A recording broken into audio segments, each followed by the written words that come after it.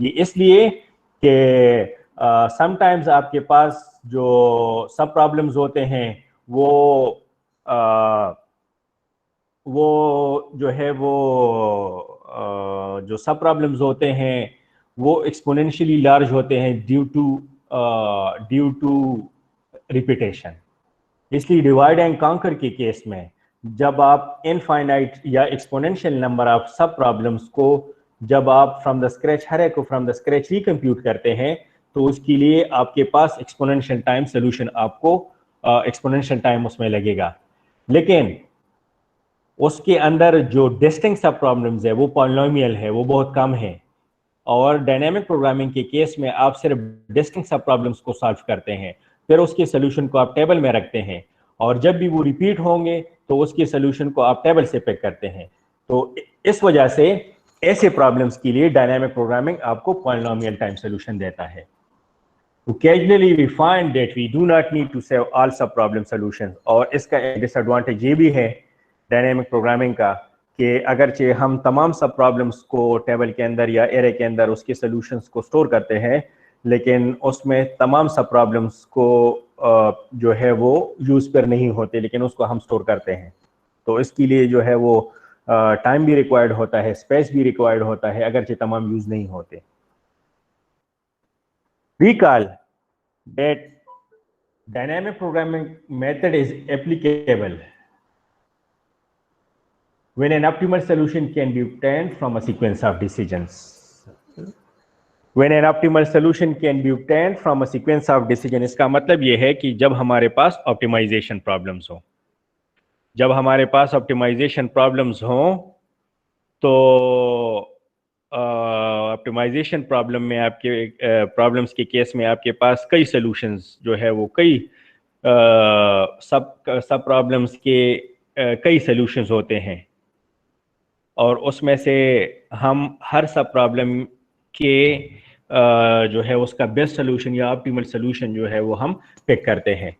तो dynamic programming remember हम वहाँ पे यूज़ करते हैं जहाँ पर ऑप्टिमाइजेशन प्रॉब्लम्स हो।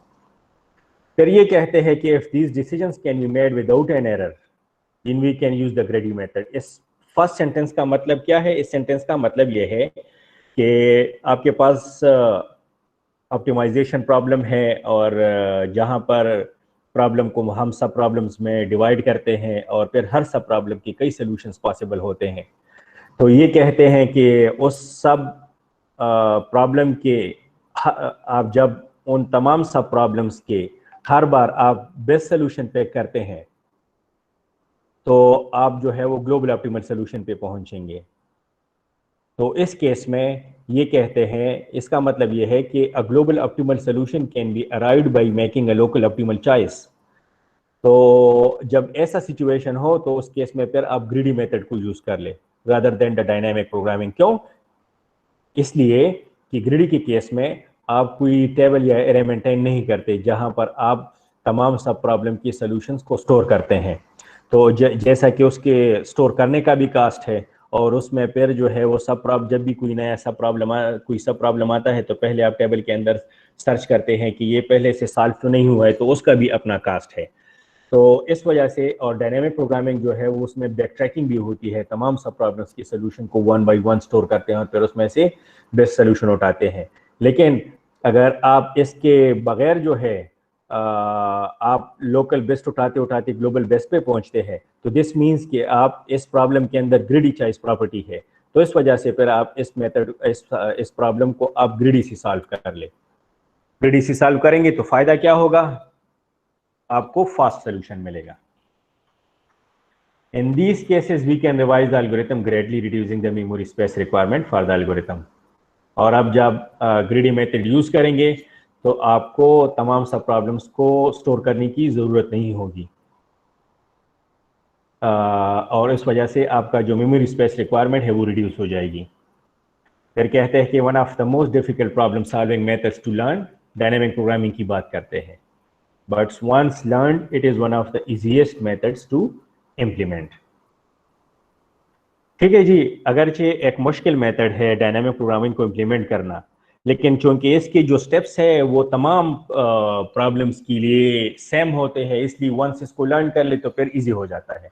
जिस तरह से आप प्रॉब्लम को सब प्रॉब्लम में डिवाइड करते हैं, फिर बॉटम अप मैनर में आप इसको जो है सॉल्व करते हैं। बॉटम अप का मतलब ये है कि आप छोटे सा प्रॉब्लम से स्टार्ट लेते हैं और उसको जो है वो कॉन्कर करते हैं, और वंस कॉन्कर कर ले किसी सब प्रॉब्लम के तो उसकी सोल्यूशन को हम एक टेबल या एरे के अंदर रखते हैं। तो ये स्टेप्स ऐसे हैं जो तमाम प्रॉब्लम्स के लिए कॉमन होंगे, इसलिए जब आप इसको वंस लर्न कर ले फिर इसको इम्प्लीमेंट करना इजी होता है। The principle of optimality. When the greedy method does not apply, we can enumerate all possible decision sequences and then pick out the best. Remember, वहां पे हमने बात की कि अगर आप लोकल बेस्ट करते करते ग्लोबल बेस्ट पे पहुंचते हैं तो ग्रीडी मेथड को यूज कर ले। लेकिन अगर ग्रीडी मेथड जो है वो आप अप्लाई नहीं कर सकते, इसका मतलब ये है कि ग्रीडी आपको ऑप्टिमल सोल्यूशन नहीं दे रहा है, तो फिर आप क्या करेंगे? then we can enumerate all possible decision sequences and then pick out the best। और फिर हम तमाम चॉइसेस को कंसिडर करते हैं और उसमें से बेस्ट सोल्यूशन जो है वो हम उठाते हैं। फिर आप लोगों के जहन में ये क्वेश्चन आएगा कि ये तो एग्जॉस्टिव सर्च है या तो ये तो ब्रूट फोर्स मेथड है। Brute force method, brute force के केस में we try each and every possible solution brute force के केस में, और वो हमने पढ़ा भी था। उस वजह से ब्रूट फोर्स जो अप्रोच है उसकी जो टाइम कम्प्लेक्सिटी है वो एक्सपोनेंशियल है उसकी टाइम कम्प्लेक्सिटी। फिर what is the difference between the brute force and the dynamic programming, तो मैं आगे उसको समझाने की कोशिश करता हूँ। Dynamic programming can significantly reduce the amount of work required by the brute force enumeration by avoiding the decision sequences that cannot possibly be optimal। अब डायनामिक प्रोग्रामिंग में ये है कि ये उन डिसीजन सीक्वेंसेस को कंसिडर करता है जिसमें ऑप्टिमलिटी का चांस हो। जिन सब सॉल्यूशंस में ऑप्टिमलिटी का चांस ना हो, डायनामिक प्रोग्रामिंग उसको डिस्कार्ड कर देता है, जबकि ब्रूट फोर्स उन तमाम डिसीजन सीक्वेंसेस को कंसिडर करता है उसमें ऑप्टिमलिटी का चांस हो या ना हो। That is the difference between the brute force and dynamic programming। In order to implement dynamic programming, we must apply the principle of optimality as stated by these two scientists। इसको आप जो है वो पढ़ लें, ठीक है जी, इसमें जिसको बाद में घर में जाके पढ़ लें। Difference between the greedy method and dynamic programming is that in the greedy method we generate only one decision sequence, while in dynamic programming we generate many decision sequences। ठीक है, डायनामिक प्रोग्रामिंग और greedy में difference ये है कि greedy जो है वो सिर्फ एक सोल्यूशन को पिक करता है और वो बाद में ऑप्टिमलिटी की तरफ जाए या ना जाए उस सोल्यूशन को फिर उस डिसीजन को फिर चेंज नहीं करता। जबकि dynamic programming, in dynamic programming method we generate we consider many decision sequences not all decision sequences। many decision sequences का मतलब ये है कि वो decision sequences जिसमें optimality का chance हो। so that is the difference between the greedy method and dynamic programming, that in greedy method we generate only one decision sequence, while in dynamic programming we generate many decision sequences। many का मतलब ये है जिसमें optimality का chance हो। What differentiates dynamic programming from brute force enumeration is that in dynamic programming we attempt to generate only the optimal decision sequences, while in brute force approach we attempt to generate all the possible decision sequences। उसमें optimality का chance हो या ना हो। तो इन तीनों में जो है वो डिफरेंस ये है। मैं फिर से इन तीनों का डिफरेंस रिपीट कर लूँ कि in greedy method we attempt to generate only one decision sequence, in dynamic programming we attempt to generate many decision sequences, while in brute force approach we attempt to generate all the possible decision sequences। Binomial coefficient आप लोगों ने पढ़े होंगे कि या binomial expansion जो है वो आप लोगों ने पढ़ा होगा कि a two element term a plus b which we wish to raise to an integer power of n, इसको आप एक्सपेंड करेंगे तो जिस तरह से a plus b है टू द पावर 1, तो 1a प्लस 1b या a plus b whole square a square plus b square plus 2ab या a plus b whole cube, इस तरह से आप जो है वो बाइनोमियल एक्सपेंशन करते हैं। बाइनोमियल कोएफिशिएंट जो है वो ये है जिसको कहते हैं, या इसको हम इन चूज के भी कहते हैं, बाइनोमियल कोएफिशिएंट को इन चूज के। तो इसकी एक्सपेंशन जो है वो आप लोगों ने देखी होगी। इसकी एक्सपेंशन जो है मैं एक एग्जांपल से जो है वो एक्सप्लेन करता हूँ।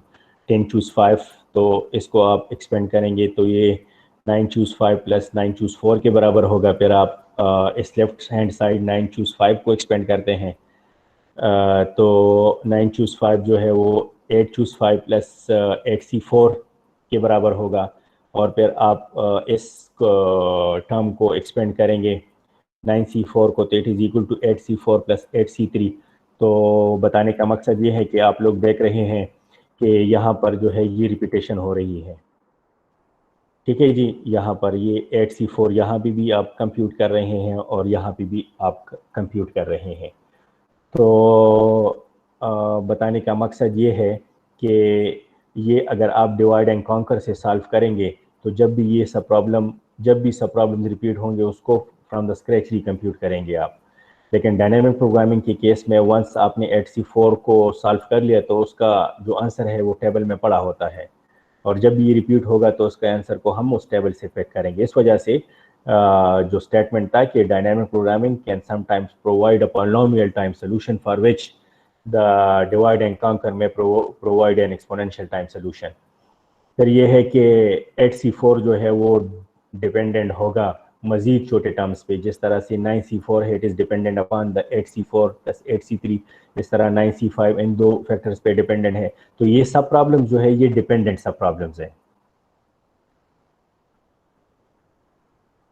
So as a wasted effort, since this will entail repeated calculations of lower order coefficients, जितनी भी हम lower order coefficients की तरफ जाएंगे उतनी रिपीटेशन बढ़ेगी।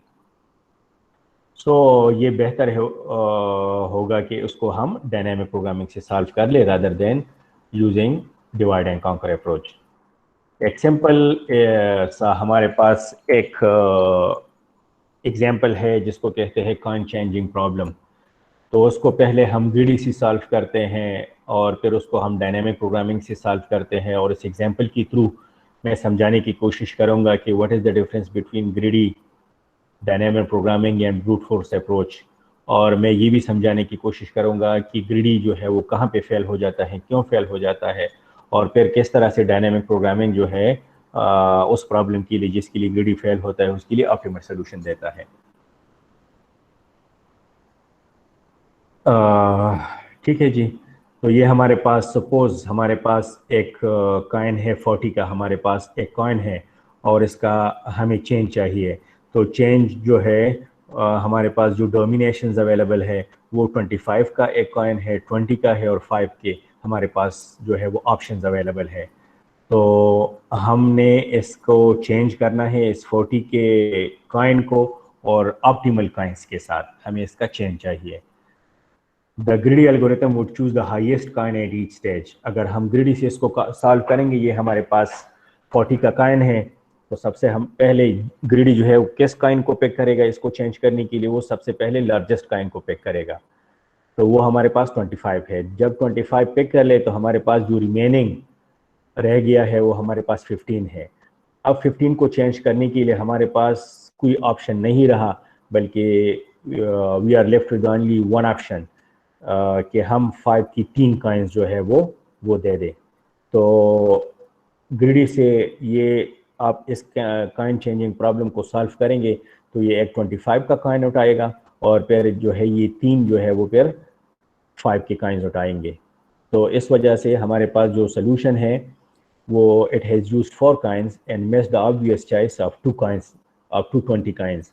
अगरचे अगर हम इसको 2 की 20 की कॉइन्स पिक कर लेते तो वो हमारे पास ऑप्टिमल सोल्यूशन होता, लेकिन ग्रिडी जो है यहाँ पे फेल हो जाता है। ठीक है जी, तो हम देखते हैं कि डायनामिक प्रोग्रामिंग से हम इसको कैसे सॉल्व कर सकते हैं। हम क्या करते हैं कि डायनामिक प्रोग्रामिंग के लिए हमने इन तमाम ताकि इन वैल्यूज़ को कम करने के लिए सबको हमने 5 पे डिवाइड किया। तो हमारे पास अब प्रॉब्लम क्या रह जाएगा कि हमारे पास जो है वो हमें 5 का काइन चाहिए, चेन चाहिए, और हमारे पास जो डिनोमिनेशंस अवेलेबल है छोटे काइंस वो 1 का है, 4 का है और 5 का है। The question changes to which combinations of 1, 4 and 5 sums up to 8 with smallest number of coins. तो हम क्या कर लेते हैं कि हम एक टेबल क्रिएट कर लेते हैं, और टेबल के लिए हमारे पास जो है वो जितने हमारे पास डिनोमिनेशंस है इतने हमारे पास रोज होंगे उस टेबल के अंदर, और जितना हमारे पास लार्जेस्ट काइन है तो इतने हमारे पास कॉलम्स होंगे। इसको अगर आप देख ले, ये सारी जो पिछली थ्योरी है ये मैं एग्जांपल से समझाता हूँ। ये हमारे पास 3 डिनोमिनेशंस है, डिनोमिनेशन 1, डिनोमिनेशन 2 और डिनोमिनेशन 3। 1, 4 और 5 के हमारे पास काइंस है, और ये हमारे पास फिर है 0, 1, 2, 3, 4। ठीक है जी, तो ये हमारे पास जो है 8 कॉलम्स होंगे, और क्योंकि हमारे पास हमने 8 का काइन जो है वो चेंज करना है तो हमारे पास इतने कॉलम्स होंगे। फिर जब हम डिनोमिनेशन 1 को यूज़ करेंगे तो 0 को चेंज करने के लिए 0 काइंस, इस तरह 1 को चेंज करने के लिए 1 का एक ही काइन, 2 को चेंज करने के लिए हमें 1 की 2 काइंस चाहिए। यहाँ पर हमारे पास इस रो में हमारे पास एक ही ऑप्शन है डिनोमिनेशन 1 का। इस तरह 3 को चेंज करने के लिए हमें 1 की 3 काइंस चाहिए, 4 को चेंज करने के लिए 1 के हमें 4 काइंस चाहिए, एंड सो ऑन। 8 को चेंज करने के लिए हमें 1 के 8 काइंस चाहिए। अब हमारे पास नेक्स्ट में अगर हमारे पास अब 2 ऑप्शंस हो 1 और 4, तो यहाँ तक तो हमें चूंकि ये डिनोमिनेशंस कम है 4 से, तो यहाँ पर वही जो है वो 1 के ऑप्शंस हमारे पास अवेलेबल है। फिर यहाँ पर जो है हमारे पास अब 2 ऑप्शंस अवेलेबल है, या तो हम 1 के 4 काइंस यूज कर लें 4, और या 4 का एक काइन यूज कर ले, तो दोनों में से हम मिनिमम को पिक करेंगे। तो मिनिमम इस केस में हमारे पास 1 है। फिर इस तरह 5 को चेंज करने के लिए हमारे पास 2 ऑप्शंस हैं, या तो ये है कि हम 1 के 5 काइंस पिक कर ले, या ये है कि एक 4 का और एक 1 का 2 काइंस, तो दोनों में से मिनिमम 2 है तो यहाँ पे 2 होगा। सिमिलरली यहाँ पर हमारे पास 6 को चेंज करने के लिए भी 2 ऑप्शंस हैं, या हम तो 1 के 6 काइंस पिक कर ले, या एक 4 का और 2 1 के, तो 3 काइंस, तो यहाँ पे 3 आएगा, हम मिनिमम को स्टोर करेंगे। इस तरह यहाँ पे 4, और यहाँ पर हमारे पास फिर 3 ऑप्शंस है। एक ऑप्शन ये है कि हम 1 के 8 काइंस यूज कर ले, या फिर एक ऑप्शन ये है कि एक 4 का यूज कर ले और 4 हम 1 की यूज कर ले तो 5 आ जाएगा, और या ये है कि हम 4 के 2 काइंस यूज कर ले तो 2। तो यहाँ पर हम मिनिमम इन तीनों ऑप्शन में से जो मिनिमम है तो हम उसको स्टोर कर लेंगे। तो यहाँ पे 2 देखिए, that's how differentiate dynamic programming from the brute force. Brute force में हम तीनों ऑप्शंस को कंसिडर करते, लेकिन यहाँ पर हम सिर्फ उन ऑप्शंस को कंसिडर कर रहे हैं जिसमें ऑप्टिमिलिटी का चांस हो। इस वजह से हम बाकी जो 2 ऑप्शंस है उसको डिस्कार्ड करते हैं, और हम यहाँ पर ओनली 2 को स्टोर कर लेते हैं। ठीक है जी, यहाँ पर हमारे पास है 2। सिमिलरली यहाँ पर भी डिफरेंट ऑप्शंस अवेलेबल थे जिसमें ऑप्टिमिलिटी की चांस नहीं थी, उनको हमने डिस्कार्ड किया। That's how differentiate dynamic programming from the brute force approach. फिर हमारे पास डिनोमिनेशन जो है वो 5 पे आते हैं, तो यहाँ पर जो है वो ऑप्शन जो है यहाँ पे 3 है, ये गलती हुई है। ठीक है जी, यहाँ पर ऑप्शन सेम है। यहाँ पर फिर 3 ऑप्शंस होंगे जब हम 5 तक पहुंचेंगे, या 5 के 1 के 5 काइंस, या एक 4 का और एक 1 का 2 काइंस, और या एक 5 का। तो 3 ऑप्शन में से हमने सिर्फ मिनिमम को पिक किया 1 को। फिर यहाँ पे देख ले हमारे पास 3 ऑप्शन हैं, या 1 के 6 काइंस, या एक 4 का और 2 1 के 3 काइंस, या एक 5 का और एक 5 का और एक 1 का, तो 2 काइंस। ठीक है जी, एंड सो ऑन। इस तरह हमारे पास ये सारे चॉइसेस जो है, इस तरह पूरा टेबल जो है वो कंप्यूट हो जाता है। अब हमारा जो है जो क्वेश्चन था वो ये था कि 8 को हमने चेंज करना है with minimum number of coins. तो ये हमारे पास कंप्यूटेड इंफॉर्मेशन है, 3 ऑप्शन अवेलेबल है, और उसमें से हम मिनिमम को पिक करते हैं 2 को, जो हमारा जो है वो ऑप्टिमल सोल्यूशन है। नेक्स्ट हमारे पास है formal methodology of solving dynamic programming problems, characterize the structure of an optimal solution. ठीक है जी, कि जब हमारे पास ऑप्टिमाइजेशन प्रॉब्लम्स हों, we recursively define the value of an optimal solution. हम रिकर्सिवली जो है वो ऑप्टिमल सॉल्यूशन को ये देख रहे हैं कि रिकर्सिवली हम डिफरेंट ऑप्शंस को सॉल्व कर रहे थे और उसको हम स्टोर कर रहे थे। थर्ड ये है कि construct N optimal solution from computed information. जब हमने ऑप्टिमल सॉल्यूशन को पिक किया तो वो हमने कंप्यूटेड इन्फॉर्मेशन से पिक किया। इस वजह से डायनेमिक प्रोग्रामिंग के अंदर ऑप्टिमल सॉल्यूशन की गारंटी है, जो कि ग्रिडी के अंदर नहीं है। तो मुझे उम्मीद है कि आप लोग मेरे साथ हैं और हम आगे एक और प्रॉब्लम को, जिसको कहते हैं असेंबली लाइन स्केजुअलिंग, ये एक और प्रॉब्लम है और मुझे उम्मीद है कि आप लोग की अंडरस्टैंडिंग थोड़ी बहुत डेवलप हो गई है और कुछ अंडरस्टैंडिंग आप लोग की इस एग्जाम्पल से डेवलप हो जाएगी। तो ये हमारे पास एक असेंबली लाइन स्केजुअलिंग का एक प्रॉब्लम है और ये कहते हैं कि the Conlan Motors corporation produces automobiles in a factory that has 2 assembly lines. मेरे ख्याल में यहाँ पर थोड़ा सा मैं इस लेक्चर को यहाँ पे स्टॉप करूँगा ताकि उसकी जो रिकॉर्डिंग है वो कम हो, और फिर इस एग्जाम्पल को मैं शुरू करता हूँ ताकि ये ठीक है जी, यहाँ पे मैं स्टॉप करता हूँ रिकॉर्डिंग ताकि उसका साइज ज़्यादा ना हो।